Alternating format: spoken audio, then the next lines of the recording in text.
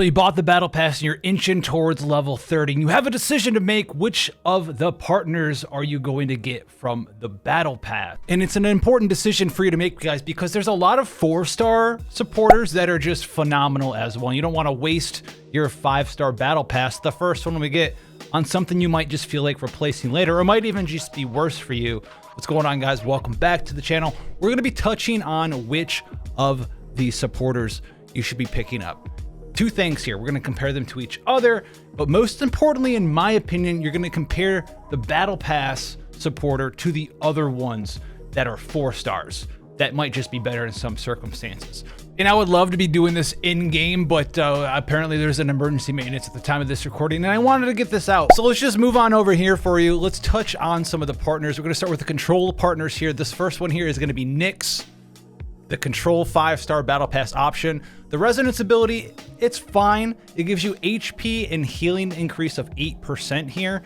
And then when you do draw for the first time using an ability card, so think like Cassius, right? Being able to draw a card every once in a while. He's got a ton of ways to draw cards, actually. You're gonna get an 8% damage bonus to all allies for 1 turn here. This honestly isn't all that great sounding. However, the cool thing about this controller partner is the ego skill. It is a little bit more expensive than some of the other ego skills that you'll have for controllers, but it costs 4 EP, and then you're going to be able to discard up to 3 cards and then draw that many plus an additional 1. So if you compare this to some of the other partners that are out there that we'll look at in a second, that's like 2 EP, draw a card, gain a shield. This one, if you're not choosing to discard any cards, is just pretty terrible. But if you just have like a bunch of hand generation, you're playing with someone like Tressa in your party who can put up a bunch of shadow daggers, and you're like, I could play these for free, but I could also throw them away and draw some other cards out of my deck that I need right now in that certain circumstance. You could use this EP ability to just generate trash cards, throw those away, and draw actual cards out of your deck. So this is going to be pretty good here. However, if you compare it to some of the 4-star supports here, the one that I really like the most in a different situation is Arwen. Now, Arwen is a amazing 4-star class controller because not only do you have the HP and healing increased 8% still, just like you have on the battle pass thing, but you get this super awesome defensive effect here called Ponopoko's Cheer. All right, Ponopoko's Cheer is going to reduce the damage you take by 10% for every enemy that's got an attack intention on you. So there are some other things that maybe you do take damage without them being in an attack intention, but this is especially early on, or maybe you're trying to put together a party that's tanky, or you don't have a lot of tankiness and you're trying to use your controller to help supplement how tanky your party is. This can give you up to 30% damage reduction. And not only is it 30% damage reduction up to, but you get the most amount of damage reduction when you're about to take the most amount of damage, right? If you're fighting 3 guys and they're all about to attack you, you get the big 30%.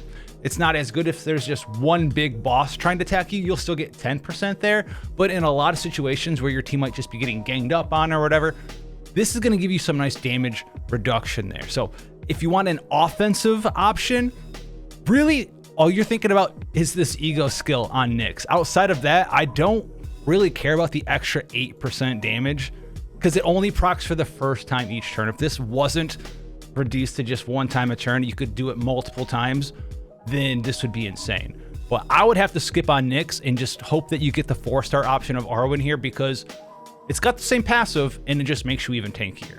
So moving on into the hunters, we have the ability of Serithea, and this one's going to be a very nice supportive option here for us. So the hunter passive here is that the crit chance of your attack cards increased by 8%. And then when the equipped person crits, you get 3 additional crit damage, stacking up to 5 times. The ego ability is going to put vulnerable on here for 3 EP. Now this is sort of like a general use, sort of fine option here. Early on, we don't have a lot of great ways for us to crit. In the next coming days, you'll probably be able to awaken the potentials for some of your characters, your hunters, in the middle of their tree to get like an extra 10% crit chance or so.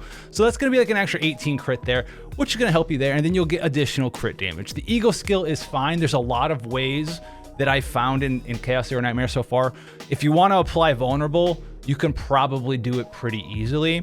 And this one is kind of fine, but if you compare it to some of the other things in the Hunter class partners that you can use, you don't really feel like you're necessarily drawn to this battle pass option. For instance, we have like Janet and Carrara, right? Both of these have the ability to give you a bunch of crit stats, right? If you're using a Hunter, 9% crit on cards that cost 1 or less. There's a lot of ways to do that, right? If you're using a bullet Hunter character, right, it generates another bullet for you and it does 50% more damage. All of this sounds way better than 8% crit and then like a stacking, especially early on, up to 15% crit damage buff. The Eagle skill on Janet, 150 AoE damage, and then it buffs bullet damage. So more specific stuff in this 5-star partner. For a 4-star option though, we have Carity as well as a COD here. Carity's partner passive is going to give you an attack damage card increase of 10% at the start of the turn, just all the time. So you're trading the crit rate basically for one attack card getting stronger. And then when you're generating cards for the first time, the attack card does do more damage that way as well. The Ego skill is 2 EP, and then it increases the damage of cards generated by the equipped character by 20%. So if you have a way to generate a bunch of cards and then ditch them all, this is a very cheap way to get a ton of damage out of your Hunter. So Carity, I think, is more influential with the EP ability than a lot of the other 5-star options that we just talked about, because it's so cheap and you can just use it to cycle back into some of the other EP skills of your actual characters, and also keep that EP laying around for the more expensive EP skills that you wanted. And it gives you a bunch of damage. This thing's just insane. And then a COD's gonna be a very nice early on one as well. The passive just passively buffs up bullets, which is fine. There's a lot of characters out there that are gonna be using this mechanic. If you're using a bullet generating Hunter character, 4-star COD is gonna work quite well with you, especially because it has this very nice Ego skill, 2 EP, and instead of getting boosted damage on the things that you've been generating like you do with Carity, you're gonna get 25% crit chance on all of your attack cards for whoever has a COD equip. So, you know, your Luke mains out there, right? Anything like that, you can really get in here and get that initial big drive of crit with a COD. So as far as Serithea goes, she's fine, but if you have some of these other 4-star options, I'm not like super ecstatic about her. Now, my favorite one here to go over is gonna be Psionic, because, well, there's only 2 Psionic characters in the game, Tressa and Kayron. At least all of you have Tressa. So let's talk about the one here in the 5-star Battle Pass option, Anteia, which is the 5-star Psionic card here, one of the 2. All right, so this can give you 8% HP and damage, pretty generic. And then when you generate a card, you get 8% attack card damage for 1 turn. And here's the big one here. Here's the big thing about Anteia. Unlike the other cards we just talked about, the other supporters, it doesn't say for the first time each turn. It's just when you generate a card. So if you're using Kayron and Tressa, you know, who are making multiple Shadow Daggers, depending on, you know, what sort of epiphanies and what sort of decks you guys have saved up, you can stack this multiple times. You can stack this over and over and over again and just get a bunch of free bonus attack all in 1 turn, but they're like combo characters that want to do either big AoE damage or just multi-hits with Tressa. So this is a very good partner passive. The Ego skill here is a very cheap way to apply vulnerable. It only is 2 EP, does AoE damage and applies vulnerable. I don't mind this one as much because it is so cheap. They do have a lot of ways to apply vulnerable in these teams. But if you're looking for a very cheap way for consistency for someone like Tressa in Kayron, you can pop this for 2 EP after you've generated all your cards, ready to go AoE with Kayron, and just boom, big AoE with Kayron, big damage right there. As far as the other options go, let's look at the 4-star in Eloise. In Eloise, okay, right? 10% additional damage, and then the first time you exhaust a card or gain a status element card, you get 12% more. So it's like a mini version of the Battle Pass card. And her Ego skill is for 1 turn, when a card is exhausted, you apply weaken to 1 enemy, but it costs 3 EP. The other 5-star option to compare Anteia to is Bria, who is kind of broken. Guys, later, basically Bria is just kind of nutty. It's the better version of Anteia. All right, so Bria, when you generate a card, that card's damage is increased by 10%. period, for all of them, right? Whenever you generate a card, attack card damage is increased by 10%, stacking up to 3 times, so that's 30%. And then if you generate a status ailment card, 25%. So this is something that's like really good for Tressa specifically, because she generates the daggers that have a debuff on them. That should work because it puts a dot on them. And this should be an insane amount, right? Just a couple of shadow daggers generated, you can probably cap this off and then get that, and that's 55% attack damage all in one. So if you're a Psionic player, you're basically a Tressa or a Kayron player, you don't have access to anything else, right? The 3-star is garbage. The 4-star is kind of bad. It's fine, it's passable, but Anteia as a Psionic is very good. But if you have Bria, I'd probably just use Bria instead. And then we move into Rangers, which is Solia with the partner passive. It's very good if you're an extra attack using Ranger. 20 extra attack damage of the assigned combatant. Amazing. And then when you draw for the first time each turn, plus 10% attack card damage for 1 turn. Listen, this is not good for every Ranger in every build out there, but if you're an extra attacking Ranger, this thing is sick. It also can do 3 EP to apply 1 mark. So Solia is going to be very nice for you there. If you compare it to some of the other cards here, you have some more specific ones like Tina, which is for targeting attack cards. You have Raging Wave from Marin, which is extra attack 15% increase instead of 20. But then if you use a skill card in that turn, you get an extra 25%, whereas this one just wants you to draw a card. So Solia is actually very comparable to some of the other 5-star options. And if you have to choose between any of these other options compared to the 4-stars here, the 4-stars are fine, right? Because you have to use a skill card or an upgrade card to gain morale, which is a damage bonus. It's a 25% chance. We're not really like doing super crazy comparisons there. Daisy, flat damage increase, and then you can have a chance to gain morale. So both of these 4-stars, they really kind of lack that consistency thing that these 5-stars do. These 5-stars just go. So if you're a Ranger fanatic out there, the Battle Pass option is another significant pickup in my opinion. So let's move into the striker ones with Priscilla right here. Priscilla is just gonna be your go-to, I'm gonna do some damage, all right? So she has the 8% attack, HP and damage increase, which is nice, but then a 25% additional damage dealt to targets that are in the break state. So if you have noticed that you're able to do a lot of break gauge with your striker that you're using in your team, not very hard to do if you've rerolled for someone like Khalipe or you're targeting weaknesses, right? In a, I don't know, a mono passion team with a striker there, Malin.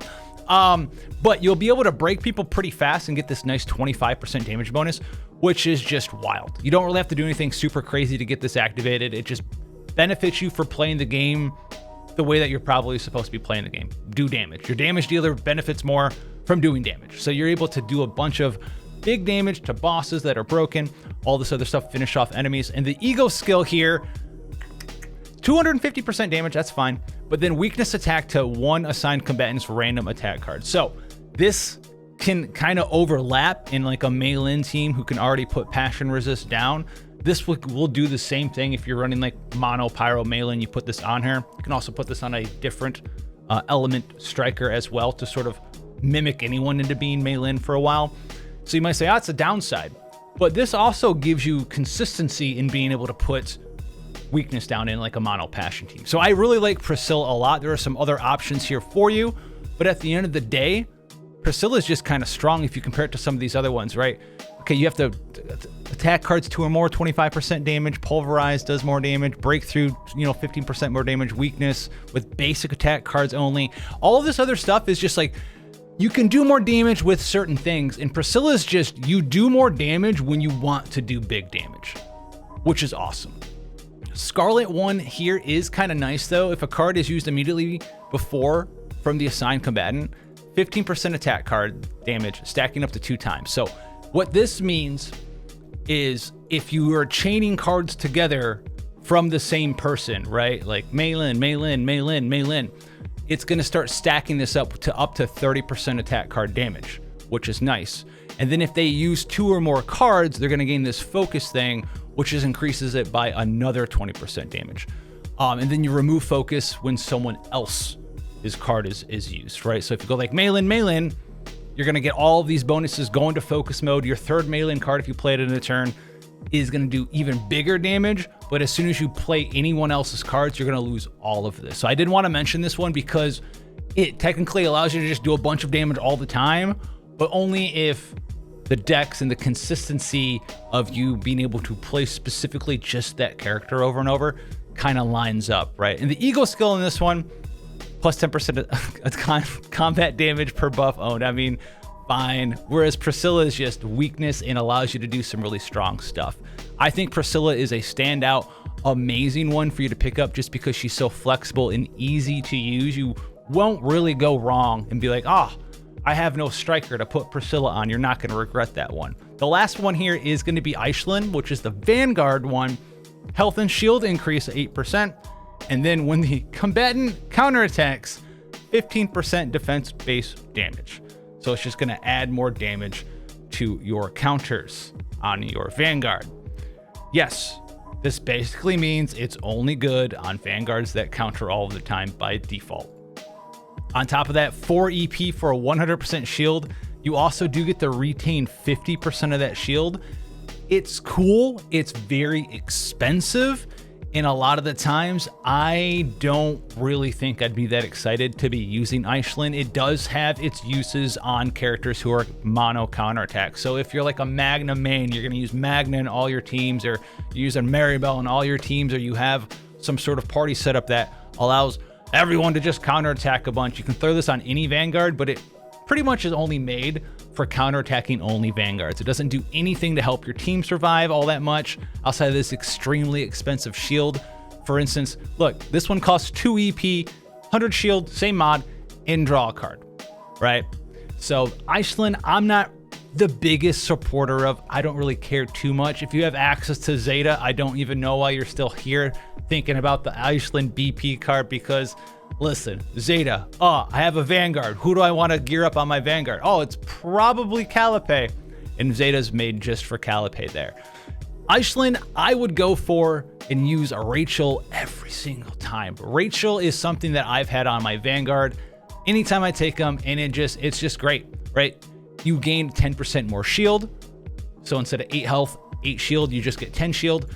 And then whenever you gain a shield, you gain a 20% chance to gain counterattack. So this can make any Vanguard into a counterattacker, which is just free damage for you. And I really like this ego skill of 2 EP, gain a shield, draw a card. It basically allows you to have a lot of situations where you need to go get an extra card, right? You need to find something, and this helps you do that. And on top of that, it also helps you just set up, right? You go into a boss battle or something, you have, EP saved up, and you draw your opening hand. You're like, I don't have all of my setup cards. I don't want to spend AP playing shields and doing some other stuff. I want to draw cards. I want to set up a combo. I want to get my focuses rolling. You can gain a shield, draw a card, help you set up in multiple ways. This is basically like having an extra 6th card in your opening hand, where you go, well, it doesn't cost AP, it costs EP to play, gives me a shield, and then draws me another card. I think Rachel is absolutely insane, and I would not play Eishlen specifically over Rachel any day of the week, guys. So that's going to be the best Battle Pass ones out there. Which ones are you going to be getting? Personally, me, apparently I'm a Psionic main, I'll be picking up Anteia if I don't somehow random myself into Bria. I want to know what you're picking up down below. If this helped you out at all, take care. Check out all the other Chaos Zero Nightmare videos. I'm going to have a lot of stuff coming down the roads with character guides and stuff, which is a whole different thing because it's so weird actually making guides for characters in this game. I've had to wrap my head around it because the complexity is so wild with what you guys can do and build your characters and do crazy stuff. This game is awesome. All right. Anyway, end of the video. I'll catch you guys in the next one. Take care.